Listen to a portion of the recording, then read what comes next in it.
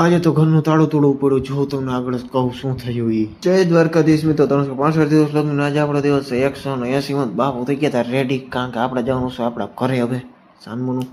જોઈ લે, આપણે નીકળી ગયા હતા ગાડીમાં લઈ બેસીને ટનાટન કરતા ઘરે જવા માટે. જામ કનોડા હતું, બાલાંભટી જવાનું. જોઈ લ્યો કાંઈક આવો વ્યૂ હતો જામ કનોડા બાજુનો. જોઈ લ્યો કંઈક આવી રીતનો રસ્તો આવે. વ્યૂ જોઉં તમે, ખાલી વ્યૂ જોઉં કેવો મસ્ત વ્યૂ છે ભાઈ.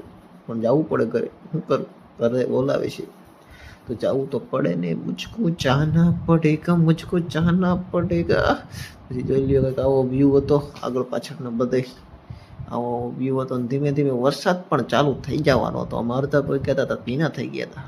ભાઈ પીના તો થઈ જાય ને ભાઈ. પછી આપણે આવી ગયા હતા આપણી વાડીએ. જોઈ લ્યો તલી વાવી છે, ઉગે એટલે મોજ જ કરવાની. પછી જોઈ લ્યો આપણને દઈ દીધા દતેડું ને બીજ. હવે વાવવામાં ડાલો કે સાનમુના બહુ કામ કર્યા તમે.